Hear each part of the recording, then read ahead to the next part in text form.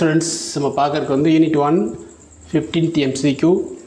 A length scale L depends on the permittivity epsilon of a dielectric material, Boltzmann constant Kb, the absolute temperature T, the number per unit volume N of certain charged particles and the charge Q carried by each of the particles. Which of the following expression for L is dimensionally correct? There are 4 options given. You have to choose one of the best option here. இப்போ வந்து எல்லுங்கிறதால உங்களுக்கு வந்து dimensional length அப்படிங்கும்போது இப்போ dimensionally correct அப்படிங்கிறதுக்கு அந்த dimension வந்து XY Z வச்சுக்கிட்டு இல்லை ABCன்னு வச்சுக்கிட்டு நமக்கு கால்குலேட் பண்ணலாம். But it is a very big derivation. ஓகேவா? ஏன்னா பிகாஸ் என்னென்னா காம்பவுண்ட்ஸ் வந்து பார்த்திங்கன்னா எப்சிலான் இருக்குது, KBT QN there are 4 equations வரும். அதை சால்வ் பண்ண வேண்டியிருக்கும். இப்போ வேறு மெத்தட் நம்ம ஃபாலோ பண்ணலாம். அது என்னென்னா இதோட காம்பினேஷன் வந்து சிம்பிளிஃபை பண்ணிவிட்டு அதுக்கப்புறம் அதுக்கான டைமென்ஷன் என்னென்னு பார்க்க போகிறோம். இப்போ பார்த்தீங்க அப்படின்னா 3/2 KBT அப்படிங்கிறது வந்து என்னென்னா EQ பார்ஷியல் எனர்ஜி E அப்படிங்கிறது. So E is nothing but என்னென்னா ஒர்க் டன்னு. இந்த ஒர்க் டன்ங்கிறது என்னது? F × D, force × displacement. அப்போது இது வந்து என்னது? டைமென்ஷனல் லெஸ் கான்ஸ்டன்ட் 3/2 அப்படிங்கிறது. அது டைமென்ஷன் கிடையாது. KBTயும் அந்த ஃபோர்ஸ் × டிஸ்டன்ஸையும் நம்ம என்ன பண்ணலாம்? ஈக்குவேட் பண்ணலாம். அப்போது KBT = ஃபோர்ஸ் × டிஸ்டன்ஸ். பட் ஃபோர்ஸுங்கிறது வந்து என்னென்னா இங்கே சார்ஜ் கொடுத்துருக்கறதால கூலும்ஸில் அக்கார்டிங் டு கூலும்ஸில் வந்து என்ன? F = 1/4πε Q² where D is the distance between the charges.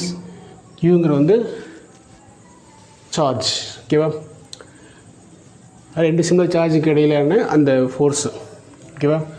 So அப்போது எஃப் இங்கே வந்து எஃப் பலாரோட சர்ச் பண்ணிக்கலாம். இப்போ எப்சிலான் இதுலேருந்து எடுத்தோம் அப்படின்னா எப்சிலான் = Q².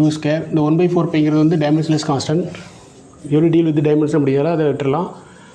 அப்போ வந்து என்ன? எப்சிலான் = Q²/FD² கிடைக்கும். அப்போ இங்கே சர்ச் பண்ணிக்கலாம். இப்போ KBT = F இந்த எஃப்க்கு பதிலாக சர்ச் பண்ணி கூட கொண்டு வரலாம். ஸோ எஃப்க்கு பதிலாக சர்ச் பண்ணோன்னா உங்களுக்கு வந்து என்ன இருக்குது? Q² இந்த 1/4π இல்லாமல் 1/4π இல்லாமல் Q²/ε D² × D. ஓகேவா? ஸோ இதான் எஃப்போட வேல்யூ. இந்த 1/4π இல்லாமல் டைமென்ஷன்லெஸ் அப்படி கான்ஸ்டன்ட் அப்படிங்கிறதால அது விட்டாச்சு. ஸோ இந்த டியில் ஒரு D கேன்சல் ஆகிடும். ஸோ ரிமைனிங் வந்து KBT Q²ε D. இது ஃபர்தர் நம்ம சிம்பிளி பண்ணோம் அப்படின்னா எப்சிலான் × KBT எப்சிலான் இங்கே கொண்டு வந்துடலாம். அதுமாதிரி Q² இங்கே இறக்கிடலாம் = 1/D. ஆனால் இதில் பார்த்தீங்கன்னா இந்த Dங்கிறத வந்து லென்த்தோட டைமென்ஷன் வரும். அதனால் அதை அப்படிங்க வச்சுருக்கோம். இப்போ வந்து என்னென்னா ஒரே ஒரு குவான்டிட்டி மட்டும் விட்டுருக்கோம். என்ன குவான்டிட்டி பாருங்கள்? எப்சிலான் இருக்குது, போல்ட்ஸ்மேன் கான்ஸ்டன்ட் இருக்குது, டெம்பரேச்சர் இருக்குது, Q சார்ஜ் இருக்குது. ரிமைனிங் என்னென்னா இந்த number per unit volume N தான். அப்போது அதை வந்து என்னென்னா ரெண்டு பக்கமும் multiply by 1/n on both சைஸ் ஒரு கன்வீனியன்ட்டுக்காக. அப்போ ரெண்டு பக்கம் மல்டிப்ளை பண்ணுறோன்னா எப்சிலான் KBT/N Q² = 1/ND. 1/NDங்கும் போது இது என்னது? உங்களுக்கு Nங்கிறது வந்து 1/N L⁻3. ஓகேவா? Dங்கிறது வந்து டைமென்ஷன் ஆஃப் L. ஓகேவா? Dக்கு டைமென்ஷன் வந்து L. ஸோ அப்போ இங்கே என்ன இருக்கும்? 1/L⁻3 இங்கே L⁻1.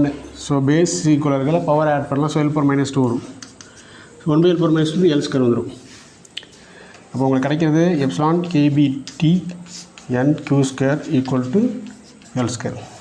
நவ் டேக் போத் சைஸ் ஸ்கொயர் ரூட் எடுத்தோம் அப்படின்னா √ε KB × T/N Q² = L.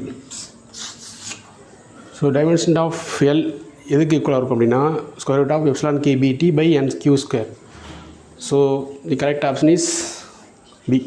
That is L = √ε KBT/N Q².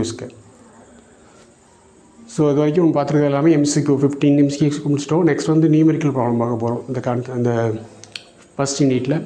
So keep watching. Thanks for watching. Subscribe and share.